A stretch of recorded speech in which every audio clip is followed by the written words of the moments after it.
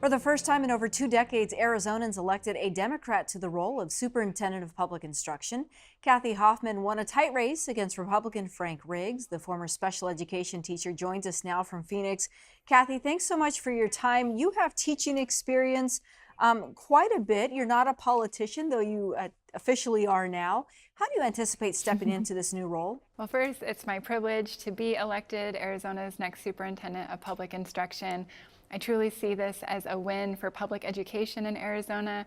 As a career educator, I am very much looking forward to being a very positive, pro-public education voice for all of our students and teachers. And I know that when we are doing what's best for our students and our teachers, that we are serving our families and our communities. What is your strategy to affect change, given that we do have a Republican-led legislature? And I know you've said this shouldn't be about partisan politics. That's correct. And in fact, I came right before this. I actually came from the governor's office. And so part of my strategy is to build relationships, build bridges, work. That will be a bipartisan effort. And I truly believe when it comes to the future of our kids that there's a lot that we agree on, and we need to identify those areas of common ground. But of course, I will also be fighting for what I believe in.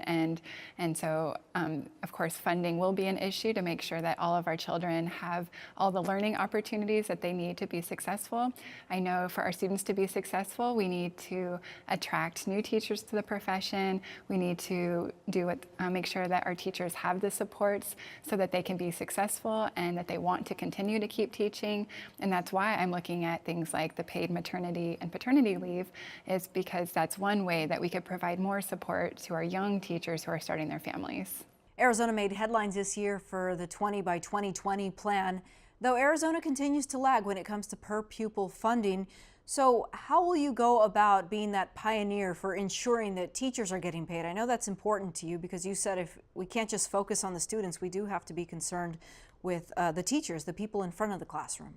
Absolutely. We must be concerned with being competitive in our region. We know when we're looking to our neighboring states, such as New Mexico, how can we make sure that our per pupil spending as well as our teacher pay is competitive with other states?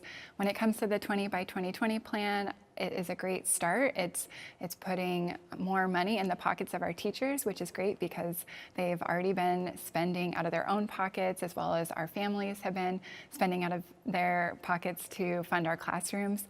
And so it is a good start. But what I'm also looking at, more broadly speaking, is the 20 by 2020 plan only addressed our classroom teachers. It didn't provide any extra funding for our support staff, including our special ed teachers, music teachers, cafeteria workers, paraprofessionals, speech therapists, etc. And so that's one area that I think still has a lot of room for growth, because we know that our schools would not be successful without the support staff in our schools. And so that's one area that I'll be advocating for. What do you think will be the biggest challenge as you move into this job? I think the biggest challenge will be being patient, because I've seen firsthand what our schools need, what our students need to be successful, and it's going to take time. And I think that's going to be hard, knowing that there's such a need, and a desperate need in some cases, for more resources.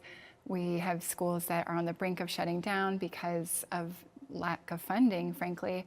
And so for me, it will be a challenge to be patient, to work through the process, work through the bureaucracy, and also take the time to make sure that our policies are going to be effective and helpful for all communities.